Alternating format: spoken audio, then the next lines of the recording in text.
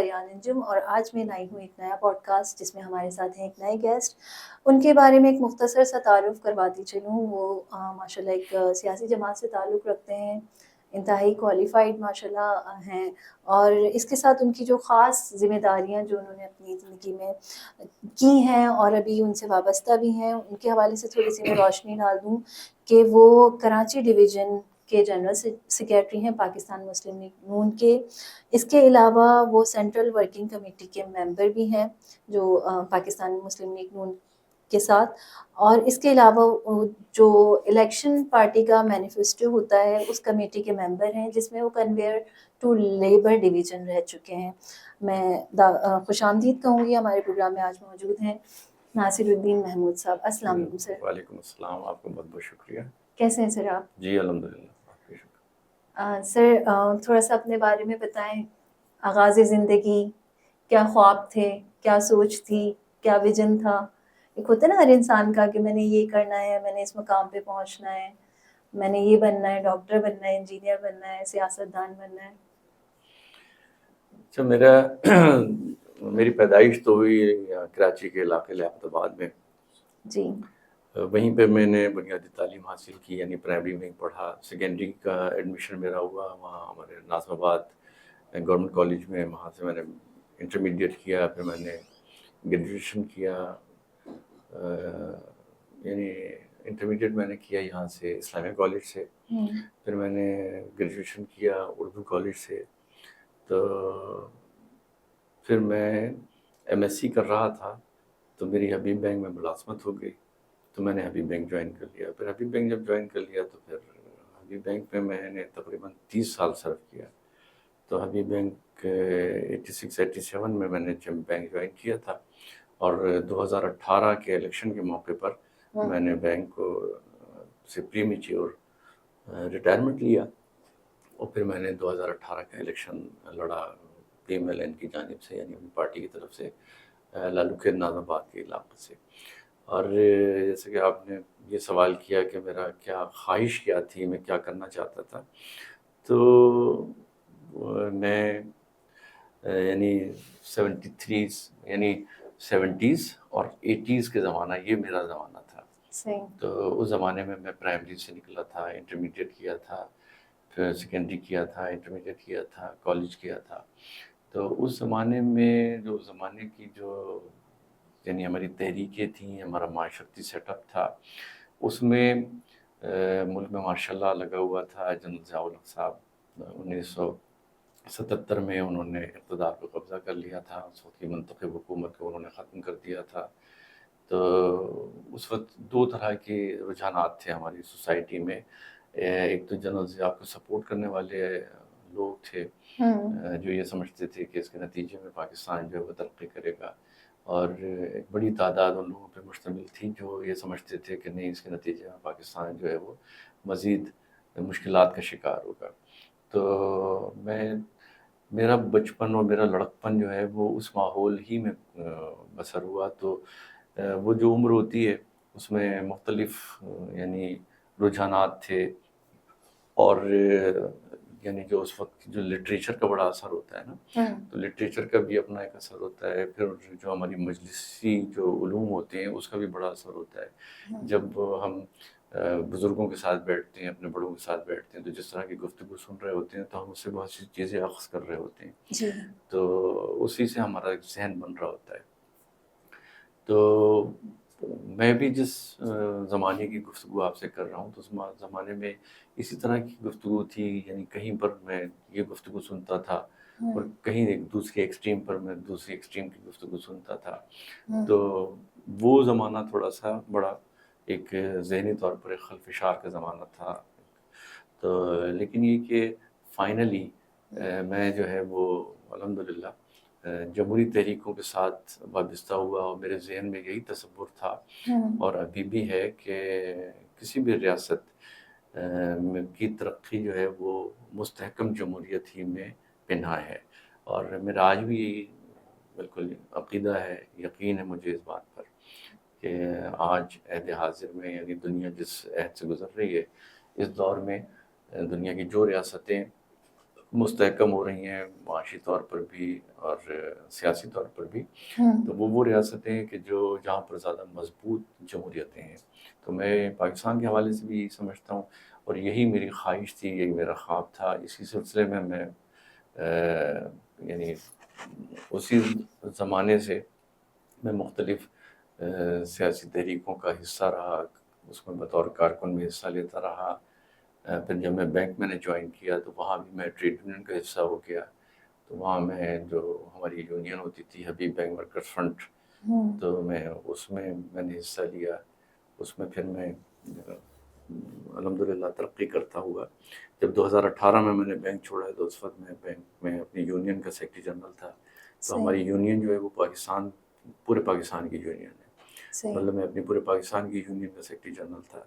اور میں C B A union تھی ہماری الحمدللہ. یعنی سی بی اے وہ ہوتی ہے کہ جس کے پاس محنت کشوں کے بہاف پر مینجمنٹ سے گفتگو کرنے کے رائٹس ہوتے ہیں. یعنی چارٹر آف ڈیمانڈ جو کر رہے ہوتے ہیں. تو میں اپنی اس یونین کا سیکرٹری جنرل تھا، اور ہم منتخب یونین تھے. اور پھر میں نے 2018 میں ہمارے بینک کے جو سروس رول تھے اس کے تحت مجھے جو ہے وہ پھر وہاں سے بینک سے پری میچور ریٹائرمنٹ لینا پڑا. میں نے پری میچور ریٹائرمنٹ لیا. پھر میں نے مسلم لیگ نون تو میں نے 2002 میں جوائن کیا تھا. حصہ الیکشن میں پھر میں نے حصہ 2018 میں لیا. تو اس میں درمیان میں کچھ چیزیں میں مس بھی ہو گئی ہیں، لیکن میں نے کوشش کی ہے کہ آپ کو وہاں پہ جو سوال تھا اس کے حوالے سے تھوڑا سا میں تفصیل کے ساتھ بیان کر سکوں. تو اب اس کے آگے اگر آپ 2018 میں جو آپ نے الیکشن میں پارٹیسپیٹ کیا تھا تو وہ کس سیٹ کے لیے یا کس ڈیزگنیشن کے لیے کیا تھا؟ اچھا، وہ الیکشن جو تھا وہ یقینی طور پہ جنرل الیکشن تھا. قومی اور صوبائی اسمبلی کے انتخابات تھے. تو میں پارٹی کی طرف سے میں نے قومی اسمبلی کے الیکشن میں حصہ لیا تھا، اور لیاقت آباد ناز آباد کی وہ نشست تھی. صحیح. تو جی ہاں. اچھا سر، یہ بتائیں کہ ہمارے ملک میں یہ دیکھا جا رہا ہے کہ جو نوجوان نسل ہے وہ ملک سے جانا چاہ رہی ہے. ایک طرح سے برین ڈرین کا سیزن چل چکا ہے. پاکستان میں رہ کے کام کرنا. اب آپ نے جیسے کہا آپ کے یوتھ میں آپ کی یہ سوچ تھی کہ پاکستان کے لیے کچھ کرنا ہے، یا جو ترقی یافتہ کنٹریز ہیں جیسے وہ جمہوری اقتدار کو لے کے چل رہے ہیں، تو پاکستان میں بھی اس طرح کی آپ نے کہا کہ کوئی لیڈرشپ یا اس طرح کی کوئی سیاسی جماعت ہو. تو اب ہم یہ دیکھتے ہیں کہ ہمارا جو نوجوان طبقہ ہے وہ اس طرح سے نہیں سوچ رہا. انفرادیت والی سوچ آ گئی ہے سب میں. اپنے بارے میں سوچ رہے ہیں، اپنے فیملی کے بارے میں سوچ رہے ہیں، اور پاکستان کو چھوڑ کے جا رہے ہیں. تو اس حوالے سے کیا اس پوائنٹ آف ویو پہ کیا روشنی ڈالنا چاہیں گے؟ اچھا دیکھیں، میں آپ کی بات تو میں سمجھ گیا، اس کی میں بات کرتا ہوں، لیکن یہ کہ میں آپ کی بات سے جزوی طور پر اختلاف کر رہا ہوں معذرت کے ساتھ، آپ کے سوال کا احترام کرتے ہوئے، کہ اچھا ایسا نہیں ہے کہ لوگ جو ہیں وہ جا رہے ہیں، لوگ خود غرضی کا شکار ہو گئے ہیں. میرے خیال میں ایسا نہیں ہے، بلکہ ایسا ہے کہ دیکھیں جب ہمارے ملک میں صنعتی ترقی کی رفتار وہ نہیں ہوگی جو ہمارے ملک میں افزائش نسل جو ہے، یا ہماری جو بچوں کی پیدائشی جو شرح ہے وہ بہت زیادہ ہے، اور ہماری صنعتی ترقی کی رفتار بہت سلو ہے. یعنی ہمارے یہاں جو اس وقت تناسب ہے وہ شاید 2.2 سے تجاوز کر گیا ہے. یعنی ہمارے یہاں ہر سال تقریباً 50 لاکھ بچے پیدا ہوتے ہیں. ہمارے ملک میں 50 لاکھ بچے پیدا ہوتے ہیں. یعنی ہر سال ہم 18 سال کے نئے 50 لاکھ بچے آبادی میں شامل کر دیتے ہیں اپنی پوری قومی آبادی میں، جبکہ روزگار کے مواقع 50 لاکھ نہیں ہوتے. بالکل. اچھا، وہ 50 لاکھ کے 50 لاکھ بہت اعلیٰ تعلیم یافتہ نہیں ہوتے، وہ بہت زیادہ ہنرمند نہیں ہوتے، اس میں کچھ اچھے تعلیم یافتہ ہوتے ہوں گے. یعنی میں 18 سال کی عمر کی بات نہیں کر رہا ہوں، میں تو بتدریج جیسے 21 سال ہے، 22 سال ہے. اس لیے یہ تو ہر سال یہ یعنی 18 سال کی عمر میں بھی 50 لاکھ بچے شامل ہو رہے ہیں، پھر 20 سال میں بھی 50 لاکھ بچے شامل ہو رہے ہیں، پھر 22 سال کی عمر میں بھی 50 لاکھ بچے شامل ہو رہے ہیں. تو وہ 50 لاکھ بچے جو 25 سال کی عمر کو پہنچ گئے ہیں، اس میں سارے کے سارے بہت قابل نہیں ہیں، بہت پڑھے لکھے نہیں ہیں، بہت ہنرمند نہیں ہیں. اس میں ہر طرح کے لوگ ہیں. اس میں صحیح. کچھ جو ہیں وہ بہت اچھے بچے ہیں، کچھ بہت پڑھے لکھے ہیں. اچھا، ان کے لیے جو ملازمتیں جس طرح سے ہونی چاہیے کسی بھی معاشرے میں، ہماری سوسائٹی میں بدقسمتی سے اب اس کی ذمہ داری جو ہے میں کسی پر نہیں ڈال رہا. یہ ظاہری طور پہ مجموعی طور پر یہ ہماری ذمہ داری ہے، یعنی ایز اے قوم ہماری ذمہ داری ہے. ظاہر ہے ہم نے ہی غلطیاں کی ہیں، تو ظاہر ہے ہم ہی اس کو فیس کر رہے ہیں. اب اس کو ہمارے بچے فیس کر رہے ہیں. صحیح. بچوں کا پرابلم یہ ہو رہا ہے کہ جب بچے جو ہے وہ اعلیٰ تعلیم حاصل کر کے جب مارکیٹ میں جاتے ہیں تو ان کو جاب نہیں ملتی ہے. جی. تو جب جاب نہیں ملتی ہے تو وہ بچے کیا کریں؟ صحیح. تو میں یہ سمجھتا ہوں کہ ہمارے معاشرے سے بہت بڑی تعداد میں جو آبادی کا انخلا ہے وہ ایسا نہیں ہے کہ خوش دلی کے ساتھ والدین بھیج رہے ہیں یا خوش دلی کے ساتھ بچے جا رہے ہیں. صحیح. والدین بھی اپنے دل پہ پتھر رکھ کے بچوں کو بھیجتے ہیں، اور بچے بھی بڑے آبدیدہ ہوتے ہیں. جب آپ دیکھتے ہیں ایئرپورٹوں پہ جاتے ہوئے تو وہ کوئی بہت خوش دلی سے نہیں جا رہے ہوتے سب بچے. ہاں، کچھ بچے ضرور جو ہیں وہ جو اعلیٰ تعلیم حاصل کرنے جا رہے ہوتے ہیں کہ جو پاکستان میں جو ایک یعنی آخری میں آ رہے ہیں، اس کو پانے کے بعد پھر وہ کہتے ہیں کہ جی اس سے بھی اچھی تعلیم ہم جو ہے وہ برطانیہ میں حاصل کر سکتے ہیں، امریکہ میں حاصل کر سکتے ہیں، کینیڈا میں حاصل کر سکتے ہیں. تو اس کی اسپیشلائزیشن کے لیے وہ ضرور جا رہے ہوتے ہیں، لیکن ان کا خواب یہ نہیں ہوتا کہ انہوں نے جا کے اس سوسائٹی میں ہی سرو کرنا ہے. خواب یہی ہوتا ہے کہ جی ہم نے پلٹ کے پاکستان آنا ہے. صحیح. جب خدا کرے کہ ہم سب مل کے دیکھیں، میں خود بھی ایک قومی سیاسی جماعت کا کارکن ہوں، اور ہماری ظاہر ہے کہ ہماری پارٹی کی بھی ہمیشہ یہ خواہش بھی رہی ہے، اور وہ جب حکومت میں آئی ہے اس نے پوری دیانتداری کے ساتھ کوشش کی ہے کہ چیزوں کو ٹھیک کیا جائے. ملک میں صنعت کاری بھی ہو، ملک میں امن و امان کی صورتحال بھی اچھی ہو، انفراسٹرکچر بھی اچھا ہو، مطلب وہ ساری چیزیں ہوں جس کے نتیجے میں ملک میں نہ صرف یہ کہ ملک کا سرمایہ کار ملک میں سرمایہ کاری کرے، بلکہ بیرون ملک سے بھی سرمایہ کاری آئے اور پاکستان میں سرمایہ کاری ہو، اور تاکہ ہمارے بچوں کو بہترین روزگار ہمارے اپنے ملک میں مل سکے. یقیناً. تاکہ بچے جو ہے وہ یہاں رکیں. لیکن یہ کہ وہ آپ دیکھتی ہیں کہ بار بار جو ہے حکومتوں کو کام کرنے میں مشکلات کا سامنا ہوتا ہے. جی. اس میں جو ہے وہ اب میں ماضی کی باتیں نہیں کرنا چاہتا. اس طریقے سے جو ہوا وہ تو ظاہر ہے وہ ہماری ایک تاریخ ہے کہ جس طرح سے سیاسی جماعتوں کو کام کرنے کے مواقع فراہم نہیں کیے جاتے، اس میں رخنہ اندازی کی جاتی رہی ہے. تو ظاہر ہے اب یہ ہم اسی کا سارا جو ہم نے بویا ہے وہ اب ہم کاٹ رہے ہیں. اور لیکن یہ کہ میں ہرگز بچوں سے بھی مایوس نہیں ہوں، اور میں بچوں کو اس کا مورث الزام بھی نہیں ٹھہراتا. یہ یقینی طور پر غلطیاں ہم سے ہوئی ہیں، اور ہم سے بھی بڑے جو ہم سے بھی پہلے کی نسل تھی یقینی طور پر چند غلطیاں ان سے بھی ہوئی ہیں، اور زیادہ غلطیاں شاید ہم سے ہوئی ہیں کہ ہم جو ہے وہ ایک پرامن مستحکم خوشحال پاکستان بچوں کو دے نہیں سکے اس طرح کا کہ جس میں بچے جو ہیں وہ باہر جانے کے بجائے پاکستان میں اپنے بہتر مستقبل کے لیے یہیں رکتے. میرا یہ خیال ہے. اچھا سر، میں یہ جاننا چاہوں گی جیسے آپ نے سمجھ لیں کہ 70 80 90 اور ماشاء اللہ اب 2000 مطلب آپ نے کافی ادوار دیکھے ہیں الحمدللہ. اور ہر دور کی کچھ پرسوں میری 61 یوم پیدائش تھا. 61 برس میرے مکمل ہو گئے ہیں زندگی ماشاء میں. اللہ ماشاء اللہ 62واں یوم پیدائش 27 اکتوبر کو تھا. ماشاء اللہ. اللہ پاک آپ کو مزید صحت اور زندگی عطا فرمائے. الحمدللہ. تو یہ جو ادوار آپ نے دیکھے ہیں ہر دور کی کچھ نہ کچھ خاصیتیں ہوتی ہیں، کچھ نہ کچھ اچھائیاں ہوتی ہیں، کچھ نہ کچھ برائیاں ہوتی ہیں. تو آپ کس دور کو آئیڈیل سمجھتے ہیں کہ یہ وہ دور تھا کہ جب سکون تھا، یا یہ وہ پیریڈ تھا، یا یہ وہ ڈیکیڈ تھا کہ جب سب صحیح لگتا تھا، یا شروع سے ہی یہ رونے چلے آ رہے ہیں کہ مہنگائی ہے، بجلی نہیں ہے، راشن نہیں ہے، روزگار نہیں ہے؟ تو کہیں کوئی ایسا تھا کہ کہیں کسی دور میں کوئی ٹھہراؤ آیا جب لوگ خوش ہوئے، سکون آیا، خوشحالی آئی؟ اچھا، میرا خیال یہ کہ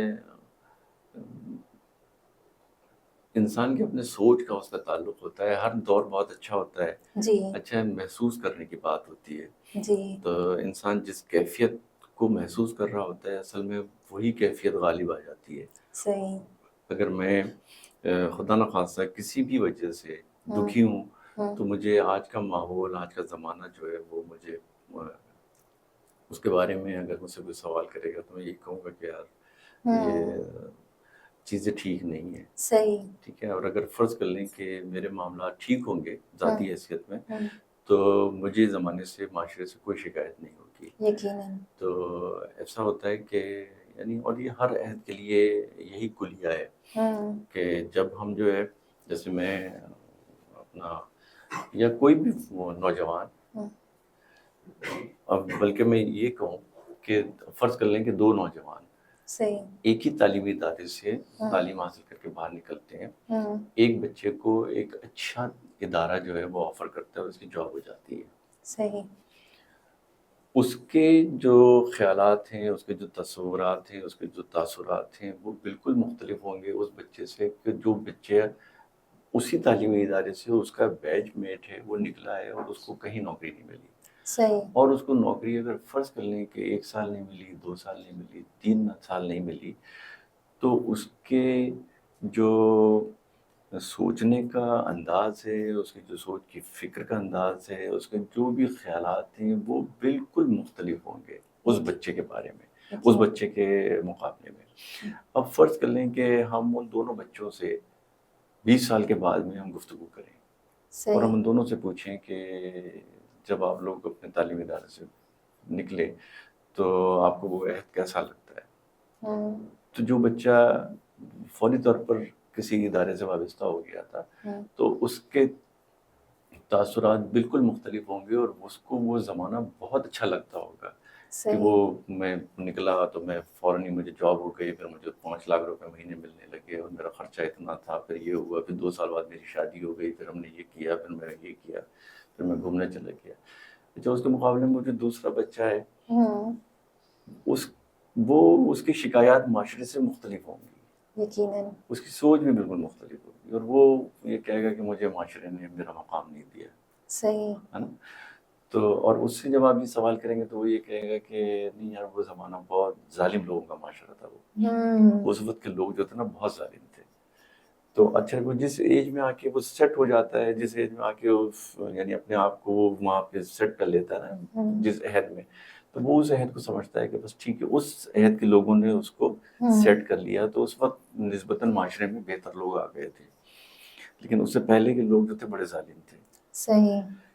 تو میں کہنا یہ چاہ رہا تھا کہ یہ ایسے ہی رہتا ہے، یہ سوسائٹی جو ہے یہ اسی انداز میں ہوں یہ ہماری زندگی کا سفر جاری ہے اور یہ صحیح. ایسے ہی جاری رہے گا. اس صحیح. میں ہر آدمی کے مختلف نظریات ہوتے ہیں. ہاں، اس کے اور اپنے ایکسپیرینس کی بنیاد پہ آدمی نے بتا رہا ہوتا ہے کہ یار فلانا زمانہ بہت اچھا تھا، صحیح. فلانا زمانہ بہت برا تھا. صحیح. تو اب فرض کر لیں اب یہ پرٹیکولرلی اگر آپ یہ سوال مجھ سے کریں کہ بھائی آپ کے خیال میں کون سا زمانہ بہت اچھا تھا، تو میرے خیال میں ایک تو دیکھیں آدمی کو نا اپنا ماضی ہمیشہ بہت اچھا لگتا ہے. جی. اس ماضی کے اچھے لگنے کی وجوہات تو ماہرین نفسیات بتا سکتے ہیں یا فلسفے کے لوگ بتا سکتے ہیں، لیکن میری اپنی رائے یہ ہے کہ ہم ماضی کو اس لیے شاید زیادہ یاد کرتے ہیں اور زیادہ ہم پسند کرتے ہیں کہ اس ماضی سے ہماری ایسی یادیں جڑی ہوتی ہیں جو تعلق اور جو رشتے ہم مستقبل میں کھو دیتے ہیں. صحیح. ہے نا؟ جی جی تو ایسے. جیسے آج میرے پاس میں والدین کی نعمت سے محروم ہوں، جی. تو یقینی طور پر جب مجھ سے گفتگو ہوتی ہے تو مجھے وہ دور بہت یاد آتا ہے. تو مجھے وہ دور بہت اچھا لگتا ہے. جی. ہے نا؟ جس زمانے میں کوئی ذمہ داری نہیں تھی اور گھر میں امی ہوتی تھیں، ابے ہوتے تھے اور میرا لڑکپن تھا یا میری نوجوانی بھی تھی، تو لیکن کوئی احساس ذمہ داری نہیں تھا نا. یقیناً. اور والدین ہوتے ہیں تو یعنی تو وہ عہد جو ہے وہ یقینی طور پر اس کا تعلق جو ہے وہ اس بات سے نہیں ہوتا کہ سوسائٹی میں وہ کون سا دور تھا اور کس طرح کے حالات تھے، معاشرے میں کتنی بے روزگاری تھی یا روزگار کے کیا مواقع تھے، کتنی لاقانونیت تھی یا قانون بڑا آئیڈیل تھا، یا اس زمانے میں پاکستان جو ہے یا ہمارا ملک جو ہے وہ آئسولیشن میں تھا یا نہیں تھا. مطلب اس کا تعلق اس بات اس سے سے نہیں ہوتا ہے، انفرادیت سے ہوتا ہے. انفرادی طور پہ یہ ہر آدمی کا اپنا ایک تعلق ہوتا ہے. وہ ہر آدمی اپنے ایکسپیرینس کی بنیاد پر اپنے ماضی کو یاد کرتا ہے، اور وہ یقیناً. اس کو یہ کسی کو اپنے وہ ماضی بہت اچھا لگ رہا ہوتا ہے، اور کسی کو اپنے ماضی میں کچھ اگر شکایات ہوتی ہیں معاشرے سے بھی اور اپنے گھر سے بھی. یعنی ہر آدمی کا ایسا نہیں ہوتا. گھر میں بہت سارے لوگوں کے یہاں گھریلو ایسے ایشوز ہوتے ہیں، مسائل ہوتے ہیں کہ وہ لوگ بیچارے وہاں پر بھی بڑے دکھ سہتے ہیں نا، تو ان کو وہ دور جو ہے وہ بہت تلخ محسوس ہوتا ہے. یقیناً. تو جب ان سے ان کے اس ماضی پہ بات کی جائے تو ان کو لگتا ہے کہ نہیں یار وہ بہت میرا کٹھن دور تھا، اور میں پھر وہ فیز میں گزار گیا. پھر جب میں نے جاب شروع کی، جب میں نے شادی ہو گئی، اس کے بعد کا جو زمانہ ہے وہ میرا زیادہ بہتر زمانہ ہے. صحیح. تو یہ ہر آدمی کا مختلف میرا خیال ہے کہ یہ ہوتا ہے. مطلب یہ سوال اگر ہم کریں تو ہم کو اس سوال میں دو پہلوؤں کو پیش نظر رکھنا چاہیے.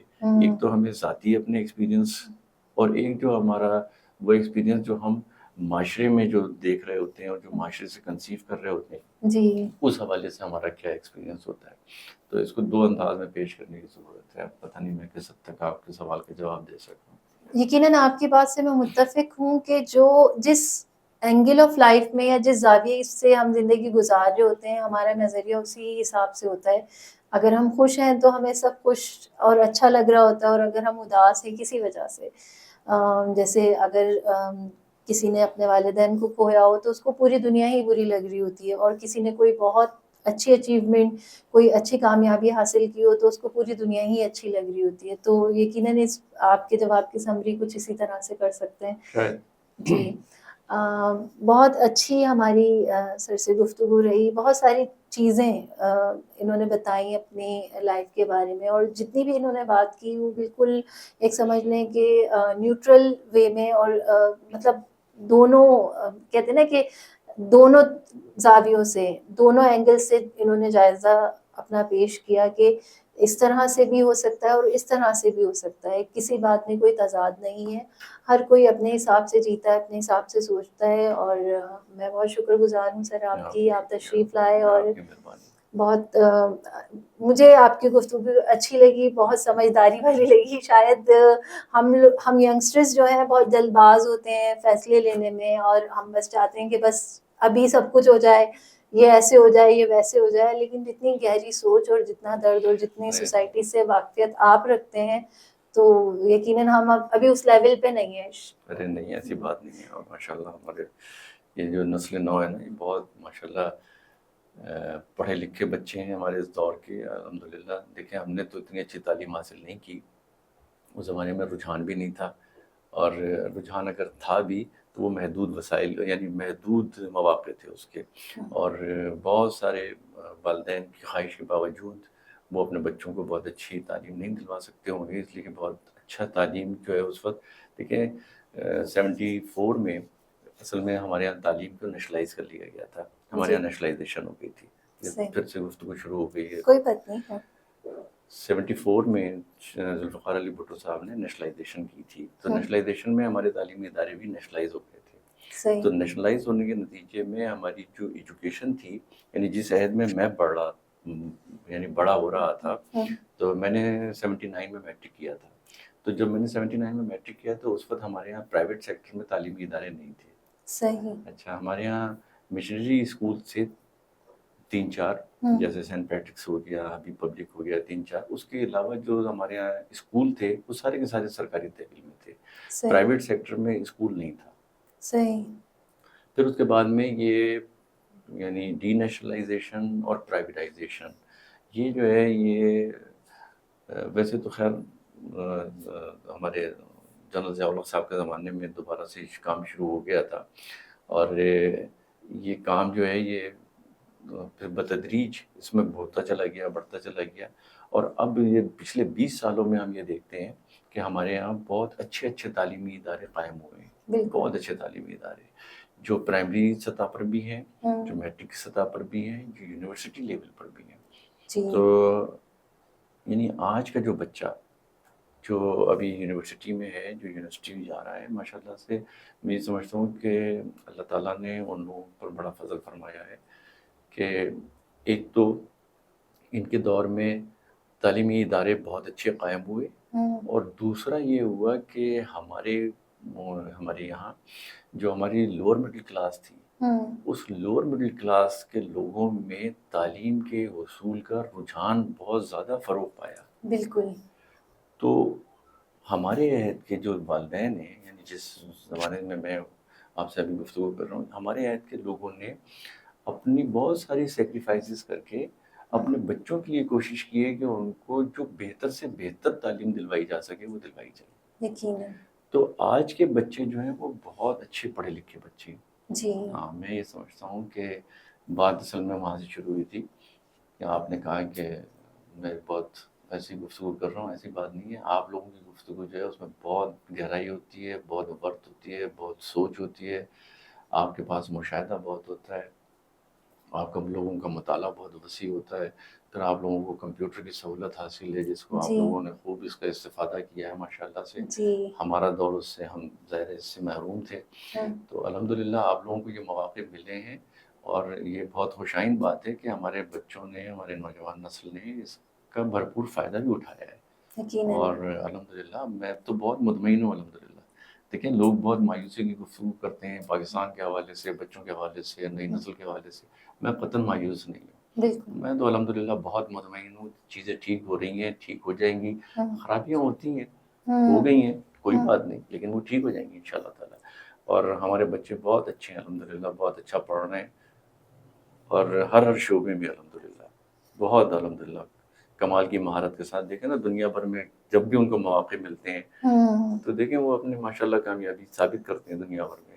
تو انشاءاللہ تعالیٰ ہمارے بچے، ہمارے نسل نو جو ہے یہ انشاءاللہ پاکستان کا نام روشن کرے گی، اور ہمارا ملک جو ہے انشاءاللہ تعالیٰ بہت ترقی کرے گا۔ انشاءاللہ انشاءاللہ انہی نیک تمناؤں اور دعاؤں کے ساتھ ہم آج کے پوڈ کاسٹ کا اینڈ کرتے ہیں۔ یقیناً پاکستان ترقی کرے گا، اگر نوجوان نسل محنت کرے گی تو یقیناً ہمارے ملک کو ترقی کی راہوں پہ گامزن ہوتے ہوئے کوئی نہیں روک سکتا۔ اور بہت پازیٹیو ایک سوچ کے ساتھ بات کی سر نے، اور بہت اچھا لگا۔ اب ملتے ہیں اگلے پروگرام میں کسی نئے گیسٹ کے ساتھ، نئے ٹاپک کے ساتھ۔ آج کے لیے یہاں پہ ڈسکشن کو کلوز کرتے ہیں، اور آپ جہاں رہیں اپنا خیال رکھیں، اپنے سے لوگوں کو مستفید کریں، کسی کے لیے باعث پریشانی نہ بنیں۔ اپنا بھی خیال رکھیں، اپنے ارد گرد کے لوگوں کا بھی خیال رکھیں۔ جزاک اللہ خیر۔ اللہ حافظ۔